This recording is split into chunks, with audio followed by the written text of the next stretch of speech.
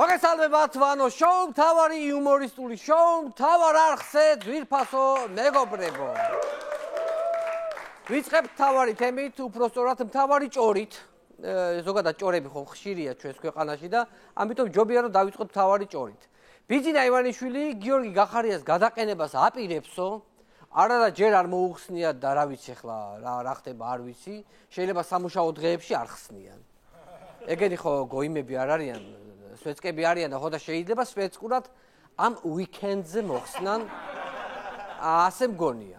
ისე ეს ამბავი თუ მართალია, საქართველოს პრემიერ-მინისტრის თანამდებობა უნდა შევიყვანოთ წითელ წიგნში. რადგან ბიძინა ისე ებრძვის პრემიერ-მინისტრებს, რომ ამ თანამდებობას საბოლოოდ გადაშენება ემუქრება, ძვირფასო მეგობრებო, უნდა შევიყვანოთ. სხვათა შორის ორი დღის წინ გიორგი გახარია პირადად შეხვდა ბიძინა ივანიშვილს, მაგრამ ამ ნიუსიდან დიდი ვერაფერი გავიგეთ. მე პირადად ის გავიგე, რომ გიორგი გახარიას COVID-19 არ აქვს. წინააღმდეგ შემთხვევაში ახლა ბიძინამდე ფიზიკურად ვერ მივიდოდა ვერანაირად. აბსოლუტურად ყველა გამოკვლევა ექნება ჩატარებული, სანამ ბიძინამდე მივიდოდა. ერთი საქმე მოლეული აქვს, ერთი სიტყვით ანალიზები აქვს, კარგი. ისე რა საინტერესოა, რაზე შეხვდა, რაზე ილაპარაკეს, რაზე იტიკტოკეს. წამოსვლის დროს ბიძინას კი უთქვას, რაკატაკატი ირიკიტაკატაო, მაგრამ არ ვიცი რა უთხრა, დაემუქრა, ეხუმრა, გაბრაზდა. ბიძინა ტიკტოკების ენაზეც გაურკვევლად საუბრობს, ამიტომ ცოტა რთული ამბავია. მოკლედ დიდი განხილვებია ოპოზიციაში საერთო მაჟორიტარების კანდიდატებზე და პრემიერ-მინისტრის პოსტის კანდიდატურაზე. ოპოზიციაში არის დიდი მითქმა-მოთქმა. არა ჯერ არჩევნები არ ყოფილა, არსებობს ესეთი გამოთქვა, ჯერ გადახტი და ჰოპლა მერე დაიძახეო. ამათ დღემდე ჯერათ რომ ბიძინა მათ გადახტომის საშუალებას მისცემს.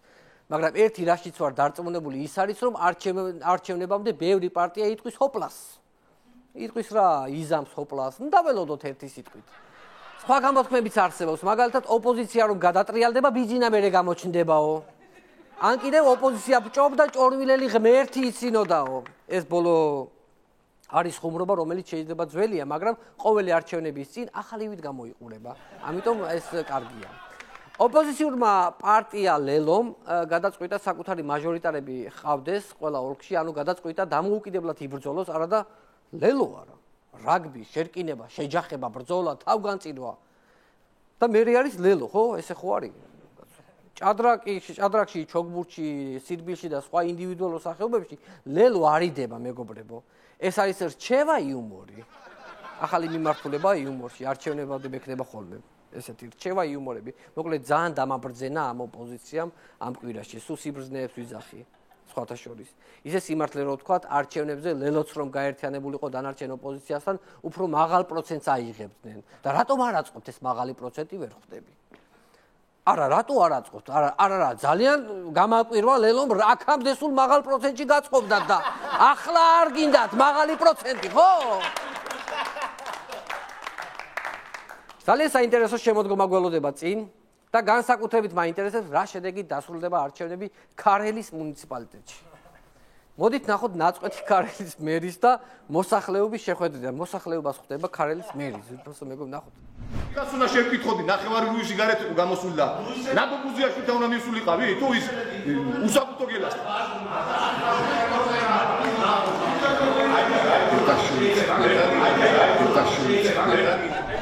მოკლედ, ზუსტად მეგობრო, ქარელის მერი ერთადერთი მერია, რომელსაც ხალხი კი არ აგინებს, პირიქით ეს აგინებს ხალხს. ისე რაოსტატურად აგინა მოსახლეობას, თან მაგ ხალხმა აირჩია მერად, ვისაც აგინებს ახლა. თან სოფელ რუისშია ეს შეხვედრა, რუისელებს ხვდება. ჯობია ახლა ერთი 6 თვიანი შვებულება აიღო ქარელის მერს მინდა მიუმართო. არა, რო დაისვენო მაგიტომ კი არა, უბრალოდ რეგიონს რო გაეცალო უბრალოდ. იმიტომ რომ რაღაცა არ ამგონია კაი რამე მოხდეს. ცოტა მძიმე თემას მინდა შევეხო. რამდენი დღის წინ გამოვიდა ეკონომიკის მინისტრი ნათია თურნავა და განაცხადა, რომ ქვეყანაში კორონას რეგულაციების გამო ეკონომიკური ვარდნა არისო. ეკონომიკის ვარდნის ნიშნული ჩამოვიდა -16%-ზე და ეს ჩვენი შეგნებული პოლიტიკის შედეგიო, ამ ქალმა თქვა. ხო და გეხვეწები ცოტა შეუგნებლად მიუდექით ხოლმე ქვეყნის გადარჩენის საკითხებს, თორე შეგნებულად ფაქტია რომ ანადგურებთ, იმიტომ რომ პირველები ვართ ეკონომიკურ ვარდნაში ევროპულ ქვეყნებში, ძირფასოდ -16%. ისე -16 ვარდნაც რომ ვთქვათ, ვარდნაც აღარ არის ეს -16. რაღაც ახალი ტერმინია მოსაფიქრებელი, მაგალითად ჩაკლა, ჩაქვესკნელება, ჩახლეწა. მოკლედ ყველა სიტყვა უხდება, რაც ჩაზე იწყება. ერთი სიტყვა კიდე რომელიც ჩაზე იწყება, რომელსაც ჩემი მორალი არ მაძლევს უფლებას, რომ მე თქვა, ეს ჩემი პირიდან წამოვიდეს ეს სიტყვა ჩაზე რაც იწყება უცნაური რაღაცა. გაეროს კვლევების მიხედვით საქართველოში ძალიან მძიმე ეკონომიკური და სოციალური მდგომარეობა ქვეყანაში 77,000 ბავშვი შიმშილობს. ოცნების დეპუტატმა სოფიო კილაძემ განაცხადა, რომ ბავშვების შიმშილობა წინა ხელისუფლების ბრალიაო. 8 წელი, ანუ 8 წელი არის გავიდა, ხო? 8 წელი. ანუ 2012-ში კი არ განაცხადა, ახლა 2020-ში განაცხადა. წინა ხელისუფლების ბრალიაო. მოკლედ თავრობას ერთგვარი გამოწვევა აქვს რაღაცა მოსაფიქრებელი. აი მაგალითად 700 წარუმატებელი საქმე, რომელიც წინა მთავრობას უნდა დააბრალოს, სანამ ხელისუფლებაში ხარ. ესეთი გამოწვევა. ფიქრობ დროა დავაწესოთ გადაბრალების ლიმიტი. ქვეყანაში არსებული უამრავი პრობლემიდან მხოლოდ 200 შეიძლება დააბრალოს წინა მთავრობას. ესეთი მოვიფიქროთ. ლიმიტი რო ამოიწურება, გადავლენ იმის წინა მთავრობაზე, მერე იმის წინა კომუნისტებზე, ასე ნელ-ნელა წავლენ წარსულში და ბოლოს -16%-იანი ეკონომიკურ ვარდნას რომ ფარნავას მეფეს დააბრალებენ, აი მაშინ კი უნდა ამოვიღოთ ხმა ხალხმა ძვირფასო მეგობრებო. აუცილებლად. არ უნდა გავატაროთ ეს არ შეიძლება. გაეროს კვლევების გასანეიტრალებად ძალიან საინტერესო განცხადება გააკეთა ოცნების დეპუტატმა დიმიტრი ხუნდაძემ. ნახოთ ეს სტატიის სათაური. ჩვენ ბავშვზე ვზრუნავთ ჩანასახშივე. დიმიტრი ხუნდაძე. ეს ისეთი მონდომებით იმართლებს თავს, რომ კიდევ კარგად ვართ გადარჩენილები, ასე რომ არ თქვა, ხელისუფლება ბავშვზე ზრუნვას ჩანასახამდე იწყებს. ესეც ხო შეიძლება ეთქვა. დიდი რა დაუშლის. ისეთი საოცარი განცხადება იყო ეს, რომ ხალხში უკვე ანდაზაც დადის, ბავშვი ჩასახული არ იყო და ხუნდაძე ზრუნავდა უკვე.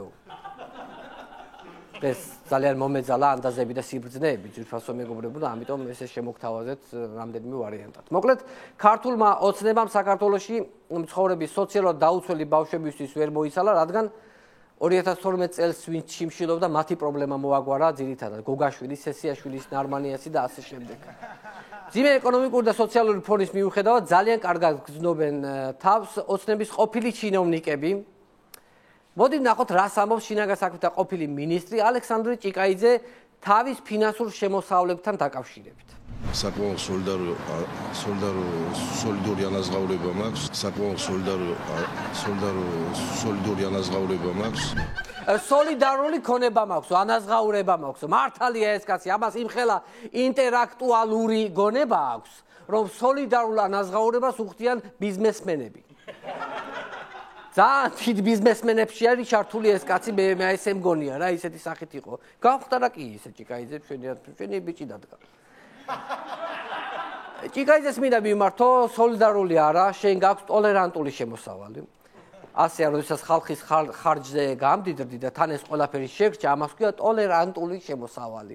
ისე შეიძლება საერთოდ არ არის მისი შემოსავალი სოლიდარული, იქნება მისი შემოსავალი უფრო სენტიმენტალურია. რა ვიცი, იქნება სენტიმენტა, ან შემეცნებით გასართობი. ან რომანტიკული, კომპეტენტურიც შეიძლება. რა ვიცი, ბევრნაირი შემოსავალი შეიძლება იყოს მისი შემოსავალი დაერქვას. მართალია ახლა მისთვის გაუგებარი ტერმინები მივაყარე ერთბაშად, მაგრამ სწავლა სიკვდილამდეო ხო გაგიგონიათ რაღაცა მე შეიძლება ნელ-ნელა სწავლობთ ყველა რაღაცას. მთავრობამ ახალი ინიციატივით გამოვიდა, სხვათა შორის ეს ინიციატივა ჭიკაიძისთვისაც სასიხარულო იქნება, მოკლედ ვინც ივნისის თვიდან შეიძენს უძრავ ქონებას სამშენებლო კომპანიაში, სახელმწიფო მის მიერ გადახდილ თანხას 4% დაასუბსიდირებს, დააფინანსებს. ანუ თავიანთი სამშენებლო კომპანიები რო გადაარჩინონ, მაგიტომ მოიფიქრეს ეს ყველაფერი. რა თქმა უნდა, ბიუჯეტის, ანუ ჩვენი ფულით, ძვირფასო მეგობრებო. ანუ მთავრობა გადაუხდის 100 კვადრატულიდან 4 კვადრატის თანხას. აი ეს რო მარტივი ენით რო აგიხსნათ. დიდი მადლობა მინდა გადაუხადო ამ მთავრობას, მადლობა რომ გამიმართეთ ხელი. აი ახლა ივნისის თვეში მე ვყიდულობ 1 ჰექტარს ვაკეში. 400 კვადრატის ფული მომეცით. და დანარჩენს მე დავამატებ რაღაცნაირად ნელა მივდგები მოვდგები რაღაცას ვიზამ ან შეიძლება აღარც დავამატო საკმარისი იყოს ეს 400 კვადრატი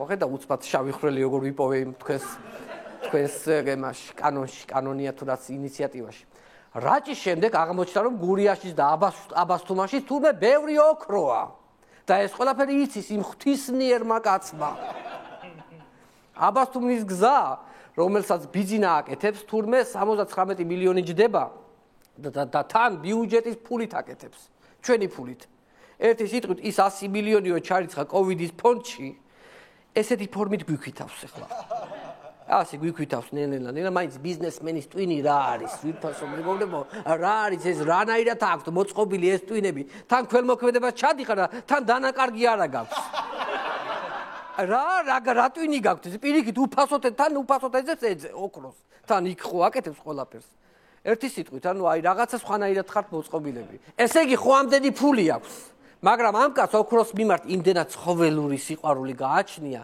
რომ ქვეყანაში ყველა საბადოს რომ გამოცლის ოქროდან მე შეიძლება ქუჩაში დაგხვდეს და ხელიდან ბეჭდები წაგვაცალოს აი ასე მგონია ესე შეიძლება იყოს არა ნამდვილად გენიოსია ბიძი და ივანიშვილი მე ესე ვთვლი გენიოსია აი რომელ ჩვენ გენიოსს ჩამოვარდება ერთი მითხარით ვაჟა ხო იყო გენიოსი ვაჟა ფშაველა ხო იყო გენიოსი ხო და ვაჟამ თუ ბუნება ალაპარაკა ამან პირდაპირ ააყვირა ააღრიალა ყმუის ბუნება